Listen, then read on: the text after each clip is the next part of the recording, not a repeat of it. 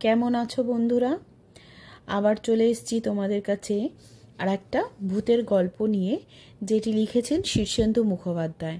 তারা যে বই থেকে আমি গল্পটি পড়ব সেই বইটির নাম হচ্ছে ভূতেদের কাণ্ড, আর গল্পের নাম হচ্ছে জকপুরের হাটে। চলো তাহলে শুরু করা যাক। কেমন? নটবর সাউ সন্ধে লাগতেই দোকান বন্ধ করে হাট করতে বেরিয়ে পড়ল। শেষ হাটে জিনিসপত্র বেজায় সস্তায় পাওয়া যায়। দোকানিরা ঝপাঝপ মাল বেচে হালকা হয়ে বাড়ি যাওয়ার জন্য ব্যস্ত হয়ে পড়ে তখন। জকপুরের হাট বেশি দূরেরও নয়। আকন্দপুরের খালটা যেখানে মাওবেরের দিকে বাঁক নিয়েছে, সেখানে শিবতলার মাঠে একটা বিরাট জায়গা জুড়ে হাট। হ্যাচাক, টেমি, কার্বাইডের আলো চারিদিকে ঝলমল করছে যেন। কেউ কেউ দোকান গুটিয়ে ফেলেছে, কেউ কেউ গোটাচ্ছে, আবার কোথাও রমরম করে বিকিকিনি চলছে। ব্যাপারীরা বেশিরভাগই নটবরের মুখ চেনা। এই যেমন রায়দিঘির বিখ্যাত বেগুন নিয়ে আসে মুকুন্দ পাল, সোনার গায়ের ফুলকপি নিয়ে বসে শিবু গাইন, চণ্ডীগড়ের বড় বড় লাল মূলো বেচতে আসে হারান দাস। নটবরের অবশ্য আজ অন্য দরকারেও আসা। হাটের পশ্চিম ধারে এক বুড়ো মতো মানুষকে মাঝে মাঝে টেমি জ্বালিয়ে বসে থাকতে দেখা যায়। তার লম্বা সাদা দাড়ি, বিশাল গোঁফ, মাথায় ঝাঁকড়া চুল। বয়স হেসে খেলে অন্তত 85 হবে।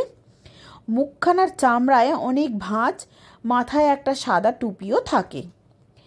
মাঝে মাঝে গায়ে লাল রঙের কাপড় জুড়ে তৈরি একটা জোব্বা মতো। এই সাংঘাতিক শীত খোলা মাঠের দিকে বুড়ো বসে কিছু পুঁথি পুস্তক বিক্রি করতে বসে থাকে। গাঁয়ের লোক বইটই বেশি পড়ে না, তাই বুড়োর বিক্রি বাট্টাও নেই। তবুও বুড়ো বসে থাকে। হাটে এসে কৌতূহলের বসে নটবর তার দোকানের সামনে দাঁড়িয়ে বই দেখছিল। বিচিত্র সব নাম, মহাকাশের হাতছানি, পৃথিবীর আজব মানুষের আগমন, সহজ উড়ান শিক্ষা, জাদু বলে রোগ আরোগ্য, দ্রব্যগুণের সাহায্যে গগনে বিহার। সবই বুজরুকি, তাতে সন্দেহ নেই, কিন্তু কৌতূহল এক সাংঘাতিক ব্যাপার। ঝোঁক চাপলে মাথাটা যেন ভূতগ্রস্ত হয়ে যায়। নটবর কেনাকাটা সেরে বুড়োর দোকানের সামনে এসে দাঁড়ালো। টেমির আলোয় ম্লান পুরনো বইগুলো হলদেটে দেখাচ্ছে। বুড়ো শীতে জুবুতুবু হয়ে বসেই ঘুমিয়ে পড়েছে। বইটই আগের দিনই দেখে পছন্দ করে রেখেছিল নটবর। সহজ ভূত নামাইবার কৌশল। ও দাদু! বুড়ো চোখ চেয়ে নটবরকে দেখে বেজার মুখে বলে, কি চাই? এই বইখানার দাম কত?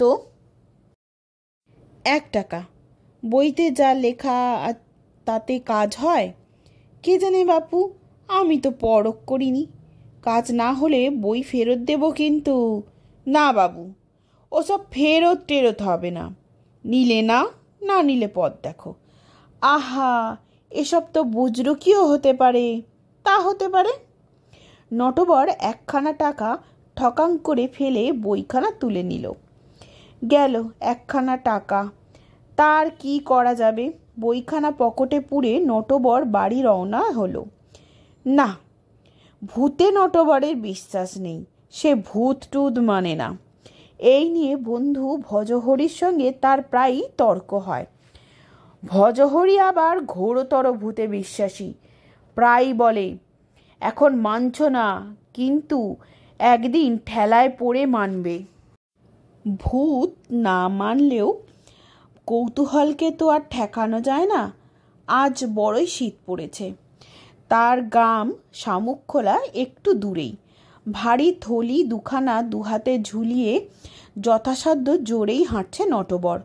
কুয়াশায় পথঘাট আবছা, তবে একটু খোয়াটে জ্যোৎস্না থাকায় তেমন অসুবিধে হচ্ছে না। রথতলা ছাড়িয়ে আমবাগানের পাশের রাস্তায় সবে পা দিয়েছে, এমন সময় একটা লোক পিছন থেকে তার পাশাপাশি এসে পড়ল। লোকটা বলে উঠল, শামুকখোলা যাচ্ছেন নাকি মশাই? হ্যাঁ। ভালো ভালো। তা হাটে আজ কেমন কেনাকাটা হলো? এই টুকিটাকি। মূলো বেগুন সব পেলেন? তা পেলুম। বেশ বেশ, তা আপনি কোন দিকে? এই একটু বিষয় কার্যে এসে পড়েছিলুম এই দিকে। তা আর কি কিনলেন? এই ঘর গৃহস্থের টুকিটাকি জিনিস। লোকটা হেসে বলল, আছে কিন্তু। কি আছে? ওই যা বলছিলাম আর কি। আচ্ছা মশাই, আসি। এই ডান হাতই আমার রাস্তা। নটবর ভালো মন্দ কিছুই বুঝতে পারল না।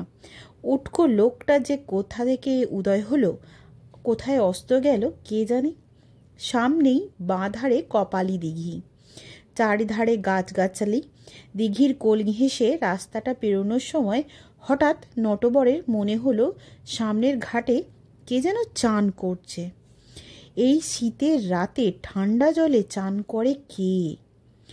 ঘাটের কাছে পৌঁছে দেখল চান করে একটা মোটাসোটা লোক উঠে এলো। গামছা নিংড়োতে নিংড়োতে বলল, হাটে গিয়েছিলেন বুঝি? আগে হ্যাঁ। তা আপনি এই রাতে শীতে চান করছিলেন যে? চান না করলে শরীরটা বড় ম্যাচ ম্যাচ করে। সারাদিন আমি 12-25 চান করি কি না। বলেন কি? ঠান্ডা লেগে নিউমোনিয়া হবে যে। লোকটা একটু হেসে বলে, আরে না, নিউমোনিয়া কি আর সকলের হয়? তা হাটে কি কি পেলেন? এই একটু শীতের শাক পাতা। শুধু শাক পাতা? আর এই টুকিটাকি? শুধু টুকিটাকি? এই সামান্য জিনিসপত্র? লোকটা গা মুছতে মুছতে বলল, তা বলে ভাববেন না যে নেই। কি ভাববো না? এখনো আছে, অনেক আছে। যাই আর একবার ডুব দিয়ে আসি। লোকটা ফের জলে নেমে গেল। হ্যাঁ, আচ্ছা পাগল তো। গায়ের কাছ বরাবর চলে এসেছে নটবর। জটেশ্বরের খালের সাঁকোটা পেরোলেই গায়ের সীমানায় ঢুকে পড়বে। সাঁকোতে পা দিতেই নটবর দেখতে পেল সাঁকোর মাঝ বরাবর বাঁশের রেলিংয়ের হাতে ভর রেখে একটা লোক ঝুঁকে জলের দিকে চেয়ে আছে। নটবর সাঁকোতে উঠতেই মচাত করে শব্দ হওয়ায় লোকটা ফিরে তাকালো। চেনা মানুষ নয়। নটবর নাকি? হ্যাঁ। হাট করে ফিরলেন? হ্যাঁ। কিন্তু আপনি এখানে দাঁড়িয়ে কি করছেন? মাছ ধরছি। মাছ ধরছেন? মাছ ধরছেন বলে নটবর হাঁ হয়ে গেল। সাঁকোর ওপর থেকে এই রাত্রিরে মাছ ধরা যায় বলে সে জন্মেও শোনেনি।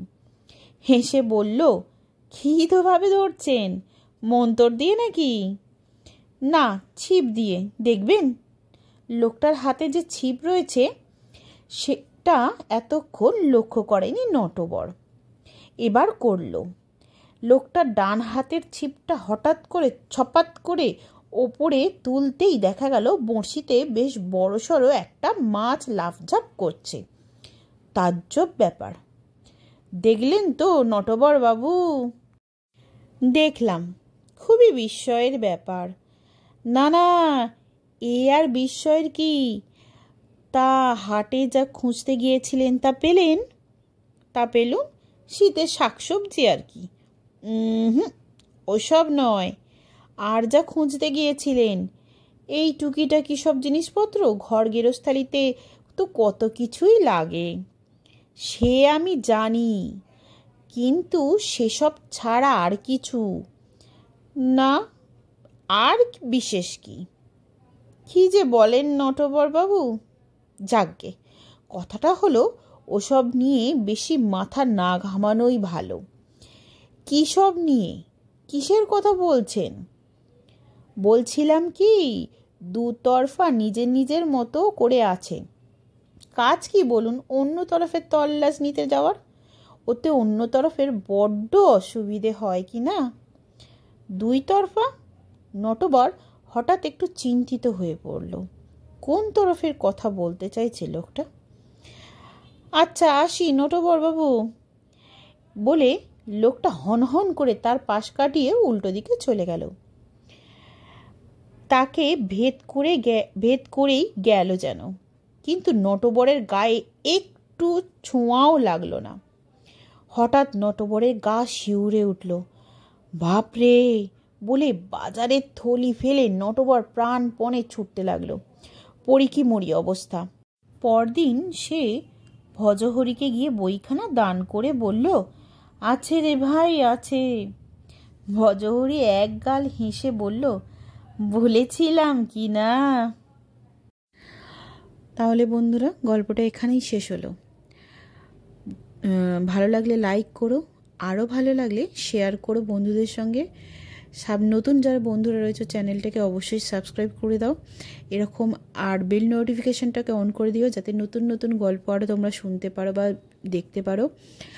আর যে বন্ধুরা পুরনো বন্ধুরা পাশে আছো তাদের অবশ্যই ধন্যবাদ। সবাই সুস্থ থেকো, ভালো থেকো। আর পরের ভিডিওর জন্য খুব তাড়াতাড়ি আপলোড করব। কেমন? টাটা।